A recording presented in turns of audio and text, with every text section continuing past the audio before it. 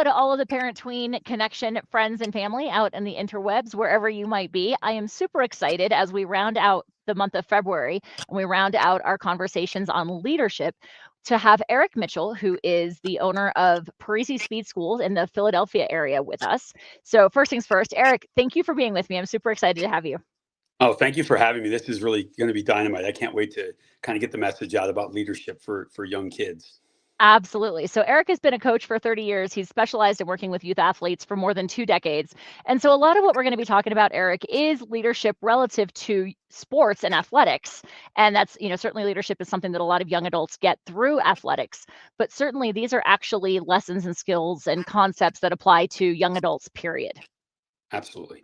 And so just as a quick aside, for those of you who don't know me, I'm Clarissa Constantine. I'm the founder of the ParenTween Connection. And the mission of ParenTween Connection is to help you as the parents recognize that, hey, we don't know what we don't know. So let's bring in people who know things that maybe we don't know and learn a little bit. And so that's why we bring folks like Eric in to have conversations. If you're tuning in live via LinkedIn or YouTube, go ahead and comment or ask questions, and we can field those questions as we chat. So Eric, our first portion of our conversation here is specifically about leadership in youth athletes. And the first point that I know you wanted to address was what the key elements of character development are in the first place. So why don't we start there?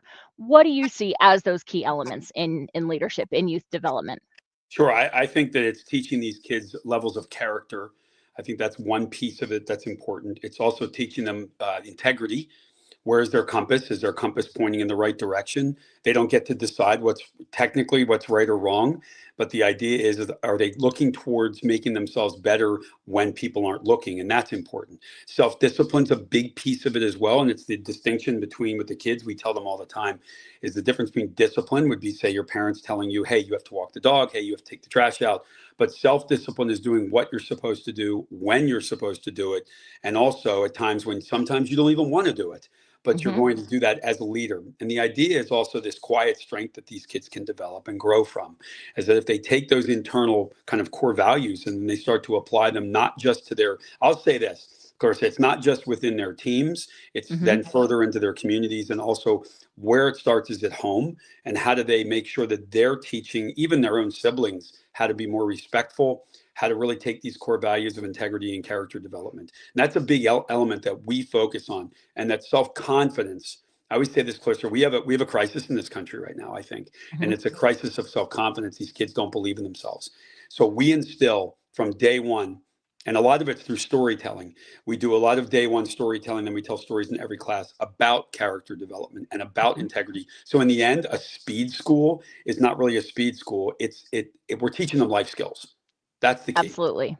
And, I'm thinking that self-discipline that you talk about, like doing the things that mom and dad tell you that you need to do, or your teachers tell you need to do, or your coaches tell you that you need to do, that leads into that integrity. Because my definition of integrity, I think we were probably on the same boat, is knowing that you're doing the right thing, even when people aren't looking. Absolutely. Right.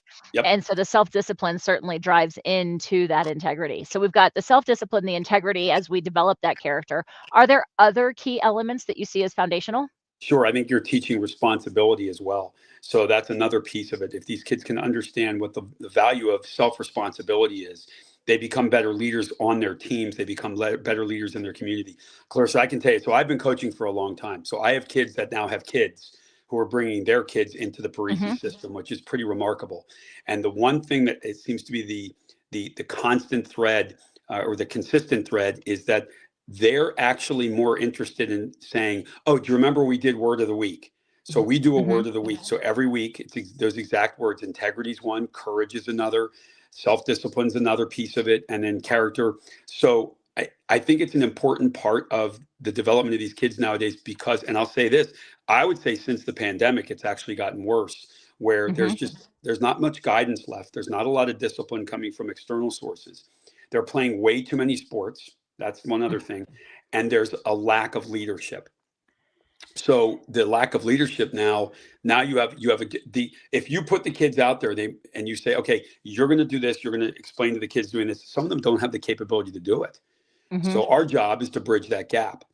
So Absolutely. that's Well, and I mean, certainly school was challenging for at least a year for many students, right? The in school, out of school, there was a lot of consistency that went sideways. And I mean, for a lot of us as adults, consistency went sideways. And I know a lot of us are still reeling as adults with fully formed frontal lobes and, adult capacities that our kids don't have yet. And, we're still trying to right the ship in many ways. So I'm glad to hear that we've got folks like you who are helping the kids as well, when sometimes the parents are just like, my hair's falling out, or I'm pulling my hair out for myself, never mind for my kiddos. Yeah, I think it's unfortunate that also the problem is now is that this is interesting tact on this, to say this. We're part of the issue too. So we have a generation of kids now that everything's about this. You got to be one step better. And how do you get one step better? Well, you're going to go do sports performance, or you're going to lift, or you're going to have a hitting coach, you're going to have a catching coach, you're going to have all these different things. And my biggest thing is, the missing piece is the foundational pieces for kids nowadays. So when we were kids, we got to go to gym class, and you didn't have multiple seasons and everything. And kids don't have that right now. So if at the very least we can instill the character development above all else, then the other pieces of it will be better. But it's just amazes me sometimes. I just had this experience, Clarissa. I had a parent contact me and say, hey, look, we just can't get in. My son's playing on 2 soccer teams. He's doing some baseball work now, and we're thinking of maybe doing, I think, flag football in the spring. And they said, what do you think? And I said, well, here's what I think you should do. You dump 2 sports and you train. And, and because these kids don't have general preparedness. They're not particularly strong. And that's another issue, because, a lot of the injury rates have skyrocketed. And so it's interesting in this industry, to look at it from that perspective. Absolutely. Absolutely. And that's something I know you and I have had the conversation, that my husband has been Yes. in that industry as well, working with youth sports performance. And the number of times that I've overheard him having those very same conversations of like, these kids' bodies are still developing and we're pushing them like they're pro athletes, never mind Right. multi-sport pro athletes in a lot of cases, never mind the fact that they're still students and they're developing and they're kids and all the things. So you and I could talk forever about that. So we've got the integrity, the self-discipline, the self-responsibility, the courage you mentioned, that all built into the character development. And I like the fact that you said, we've got a crisis, if you will, of self-confidence, because I know the second point that you wanted to address is how to harness a kiddo's belief in themselves to build that confidence, but also that leads into resilience. I'm Ooh, that's a thinking great you're one. going to say, right? Yep. So what's your take on that? How do we take that belief in any area? Obviously your specialty is the sports, but build that into the self-confidence that then can lead, in my brain, to the resilience. Well, I think it's consistency, and that's actually one of our other words. It's about being consistent. So if I'm consistent, and the coaches, especially the coaches, Clarissa, if the coaches are consistently saying the same message to the kids, not just kind of telling them what they want to hear. It's, for instance, you can always reframe anything, where if an athlete's doing a drill and they do it, I guess I'm going to say in quotes, incorrectly, you could say, that was fantastic, but this is what I'm looking for. And then when you say to them, tell me what you felt and I'll tell you what I saw, so that they begin to take ownership of their capabilities.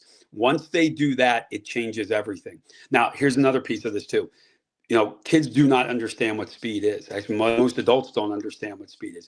The thought process is almost, Olympians, and people think of Olympians, but that's 0.01% of the population. So what we're trying to instill in these kids, learn the mechanical drills, understand how to have your body in the right positions, in the right spots. It's kind of shocking when you see, once the kids get it, all of a sudden it's there. And it's funny, Clarissa, they do become leaders within the class itself, because they understand and they see the other kids that maybe don't have the same capabilities. And this is another piece, if you don't mind me saying this. I think there's a big education kind of, you can actually match it up to the way people learn. We ask the kids all the time, could you write a story without the alphabet? And they'll, of course they look at you and say no. And I say, well, it's the same. It's the building blocks of training. If you don't understand where your arms are supposed to be, your legs are supposed to be, your head is supposed to be, you can't write the story, which is the sprint. And we tell everybody, I understand why you'd get frustrated, but I want you to get fascinated. Don't get frustrated. Understand how to do things, and don't worry what you think it should or should not look like. And here's the really scary part. A lot of times they're looking over their shoulders to see what are mom and dad looking at, or Mm-hmm. they're talking about their coaches. So it's really kind of cool in our facility. The parents can't come in because it's too small. So we'll have them come in and the kids feel great. And Mm-hmm. that's the interesting piece behind that. But I think it's consistently giving the kids the ability to to understand the drills themselves. And then if they do get frustrated, Clarissa, we do take them aside and start, get right at their level and talk to them. And by the way, we train a lot of professional athletes all over the Mm-hmm. country for Parisi, and they have the same issues. Mm-hmm. It's the Yes, they same do. issues across the board where I'm not good enough, I'm not fat, like so. And then you have to frame it a different way. But I say this too, in the adult population for fitness, it's the same thing. You have the Mm-hmm. same insecurities and the same. And so as a coach, well, I always say this, and you know this because you're an educator. You're an educator. We're the most important people in the country. And I'll tell Mm-hmm. you why. Because you are taking the child from a place where they don't feel good, they don't feel confident, and you're taking them somewhere where they're going to feel better and feel confident about themselves and they believe in themselves. That's what I And, want. and something that I've done a lot of in my career as a test prep coach, I've done a ton of teacher training as well. And one of the things that popped out with what you just shared with me is the about the art of giving feedback. Mhm. Right? You said, "Tell me how you felt about it," because that gives them ownership in the process. When I do a teacher training and I'm giving teachers feedback, that's exactly where I start. I say, "What did you feel about that?" Oftentimes, they're going to recognize what went well and what they'd like to improve. And when we say, "Yeah, I totally agree with you. This did look really good," or "This you did execute this portion of it really well." Number 1, that's giving them positivity to build them up, right? But Absolutely. number 2, and that particular skill or that particular capacity. But number 2, it's building up that ownership where they're recognizing that they do know more about what they're talking about than maybe they realize. And then I always ask, "Can I give you some feedback to make a couple other things a little bit better?" And I think this is a piece that when you're in a more intimate dynamic, and intimate in that like closeness, not necessarily personally intimate like marital, right? But when you're in that family closeness, sometimes, especially with teenagers, we don't always ask permission to give them our thoughts. We just like, I'm the parent, or I'm the aunt, or I'm the coach, and we just jump in. Here's what I have to say, whether you want it or not. And sometimes they don't want it. And so I'd love to add on, if you're the parent in this situation and you do ask them for their feedback on something and they're like, "Hey, I felt really good about this," and you agree, ask them if you can give them some insight, just like you did, Eric, or like I do, going, "Hey, do you want to make this other piece better? Can I give you some help, hopefully some helpful insight to make it easier, faster, better, happier, whatever." Because if you give them that opportunity to say, "Yeah, I want more," they're going to listen to it a lot more effectively. Absolutely agree. 100%. So then talk to me about how this goes into resilience, not just in athletic, physical capacity, Sure. but in life. Well, I listen. I mean, uh, athletics a lot of times can build kids' resilience, or it can break them down. So there's kind of two Sure. different things, and it all depends on the coaching they get. So I think that what I've experienced is I've seen kids that once they learn the core values of the company, and I'll tell you what our core values are. It's honest in relationships, positive in attitude, and excellence in service. And that's up in every facility. So there's a lot of core values behind it, and a lot of the core culture is being open and honest with the dialogue you're giving. So when we're open and honest with the kids, and then what happens is the stronger they build all those core values of their own, all the words we just talked about, character development, integrity, you change the way that they behave as adults. And the reason I can Absolutely. tell you, like, this is what if if I have athletes, and I have an athlete who played at Westchester University, football player. He's now a Delaware State police officer. And I was the one he wanted for the last recommendation. So I had to go through this huge interview with the Delaware State Police to talk about this young man. And Hmm. it was, so I thought to myself, and he said the reason why is because of the influence I had on him throughout the years of training. So think of this, he trained with us for a decade. And so that's a long time for kids. And that's not unusual. And what I experience each time is that where kids are contacting you again and saying, could you be a recommendation for me? Coach, it would be really great. And it's funny, Clarissa, they always call you coach. Hmm. So I always think that, kind of popularity is temporary and respect is timeless. So when you have Oh, athletes calling you coach when they're adults, Mm-hmm. And if I can share with you one thing, I coached way back when I first came out of college. I was a track coach at a school outside of Philly called Upper Darby High School. So I was a 22-year-old coach, and I was coaching kids who were seniors through 18 years old. So I have a kid who I coached who's now, he and his wife are coaches in Vermont in college. So think about it. I mean, he's in his early 50s now. So he called me one day and he said, "Hey, coach, I got a question about some maximal speed stuff I saw on Parisi." And I said, I was like, "Nate, you don't have to call me coach anymore. We're contemporaries." And he said, I can't do that. And I thought, Uh-huh. okay, well then that means something. But I think what happens is when you develop these character traits early in a program like we have, or any sports Mm-hmm. performance program that focuses on that, or any program, you're going Mm-hmm. to have resiliency for them to be facing career issues, could be relationship issues, whatever it might be. And if we taught them something that tapped into it instead of them just playing a sport Mm-hmm. and just playing for a club team, then I think we did our job as coaches for sure, and help the parents too, which Mm-hmm. is a great thing for in my mind.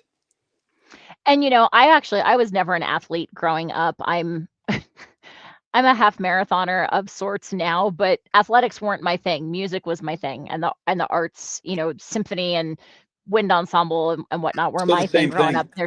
Exactly, that's exactly what It's I was still the gonna same say, is thing. that Yep, whatever these extracurriculars are, so many of these skills, integrity, doing the rehearsing that you need to do when your yeah, director isn't there so that you're showing up and you can perform with the group, with the team. It's still the same concepts. So, agreed. for anybody tuning in, if you're thinking, "Oh, that's just sports," like, just a reminder, it really isn't. It's anything that your kids are doing, not just out of school, I mean, certainly in school as well, but Sure. a lot of these activities out there make such a big impact on students' lives. Um, Tell me, I know the last point that you wanted to make as we wrap up here are some practical strategies that families can incorporate for helping to develop these leadership qualities. And we've hit on some already, but let's take it into the home. What are some of the things that you would recommend to families, that they can do to build up some of these skills and these qualities, either when the kids are younger, before they're really ready to do speed school, or, play in Sure. the symphony or whatnot, but even, lifetime long ideas. I think it's having family time to sit down and talk about what your core values are as a family. And then not only that, then sit down, pick your words. It doesn't have to Mm. be every the words that you and I use, but as parents, pick your words that you want to go over with the kids. They might roll their eyes and kind of be like, "Oh, mom and dad are doing this again." But the whole thing is, if it's consistent, I mean, when we were kids, we probably did that. I have a 15-year-old, so it's kind of interesting. I don't know anything about what I do for a living if I'm talking to him about it, Of and course that's not. just right. So, but I think that in the end is the consistent patterns that parents do not have right now. Where I think the problem is the level of competitiveness that has seeped into the society about, especially, Clarissa, sports, that it's become unhealthy. And what's happening is, I'm not saying that parents are living vicariously through their kids. I'm not saying that people are all helicopter or bulldozer parents. What I'm saying is, I think that in the home, start these positive conversations about Mhm, sports, not focusing on the perception of weakness or lack of ability. That is the worst possible thing that we can do. So I think parents getting together, not that they could eat dinner together, but it would be wonderful if they could spend some time talking about, hey, this is what character is. This is what integrity is. This is what self-discipline is. This is what resiliency is, because they're going to need it. And in the mhm, home, that's really where it should start, mhm. I believe. Well, and I love that you have, at Parisi, you've got those guiding principles, right? That if you've got kids who are in your program, then parents can use that as a starting foundation or a starting place to say, great, this is what's happening when you're at Parisi, or when you're on the baseball team, or when you're at school. How do you think that plays in here? Why not just extend that learning, right? Right? Right into the home. At ParenTween Connection, our values include inclusivity and collaboration. We're Love it. here to help families, whether you're whatever racial background you are, gender background, preference of who you love, whatever. Sure. Like, we're a place for everybody to come, because inclusivity is really important to me. I want people to feel like we're a safe place to have conversations that sometimes are challenging. So having folks like you give us foundations of where to start those conversations is really helpful. Other ideas. So that consistency, talking about core values, other suggestions of how families can help to build these character traits at home, whether or not the kids are in athletic commitments?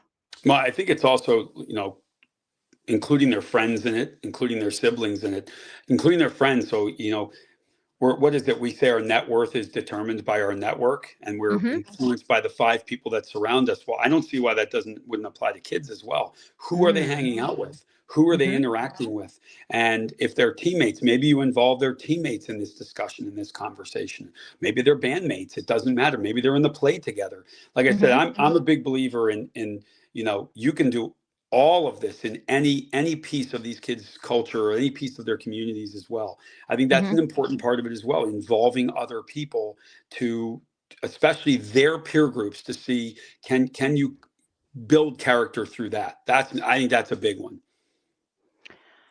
I love that because I remember when I was a kid, our home was the one that everybody came to for the holiday Christmas tree trimming party. It was kind of, everybody knew that we were going to do it every year. And it was just Sure. it was just kind of a tradition for us, if you will, that everybody got together and we all grabbed the same old ornaments every year, but it was just a cool activity. So something like that is a great way Absolutely.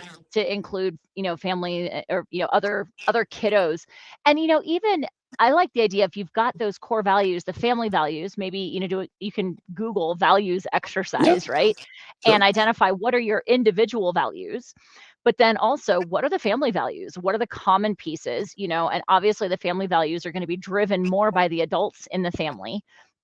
But then, sharing those with the other kiddos, that also sets a bar of like what your expectations are in the home. If there's somebody who's behaving differently, there's a conversation starter of like, hey, do you think Bob's behavior today was in line with our family values, or was Bob's behavior in line with your personal values? Not to come at it from a judgy Bob's a bad kid kind of situation, but are his behaviors in alignment? That helps students or helps kids recognize, well, do I even want to continue being friends with this person? Right. And that can go a long way to helping our kids avoid some of the challenges that come up in the teenage years and even in the young adult years. No question about it. And I think that's an important thing that you brought up, that, also it's a lot of self-reflection that these kids can start to develop. And that's going to be a really important component to when they're adults. Absolutely. Can they do that? Can they look inside into themselves and say, okay, these are the things I should or should not be doing? Right. All right. Final question for you, Eric, and this Sure. is a total pop question, okay? Love it. Or like pop quiz question. For those who've tuned in before, you know that everything that we do at ParenTween Connection is based on what I call the foundations of connection. And they are the 10 concepts that the first letter of each spells out connection. So I'll verbalize them. And then, Eric, I'd love to know which one kind of like pops out and like smacks you in the head or like I feels love it. most resonant to you today, okay? Yeah, So here's sure. the foundations of connection. Number 1, create a safe place, observe, non-judgment, nod and smile, as in zip it and let the kids speak, explore, challenge your truths, take your time, innovate, own your own story, and nurture. Which one like grabbed you by the scruff of the neck, Tell me Eric? the second one more time. Observe. Yeah, so observe's a big one for me. I want kids to be able to observe their environment, and also we have to observe as adults what's going on around us as well. And that ties into when you're talking about us being quiet.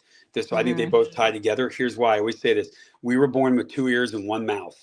So the idea is I need to hear what's going on. I have to quiet myself as an adult. I have to quiet myself as a coach and listen to these Mhm. kids and hear what they have to say. But we ask the questions. So when they walk in the door, how are you feeling? How is school? Are you stressed? Because we say it. Are you tired? Are you overtrained? Are you up? So those are questions that kids are not used to hearing. And I think as parents, we do have to kind of step back and ask those questions. Mhm. Is exactly what you brought up earlier, when the immediate reaction is, you need to listen to me because I'm the adult here. And Mhm. there's times I've done it. I may have done it today. So I won't tell anyone, or yeah, anybody else that's watching on YouTube or LinkedIn will never tell Eric. I'm really open about it. So I think that listening to what they have to say, observing what's going on, watch their body language as they start to because they're not good at hiding that part of it. Their body language is a key indicator of their stressors that are going on.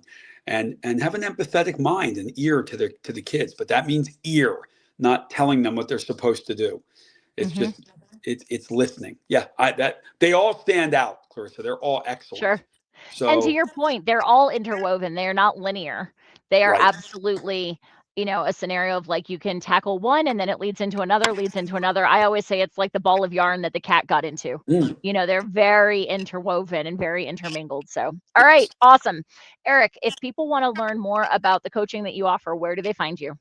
The easiest place, they should jump on Instagram at Coach Eric Mitchell. That's perfect. That's me. If they want to contact us through Parisi Speed School, my speed school is called YPA Parisi. And then they can email me easily at coachericmitchell@gmail.com. Fantastic. Awesome.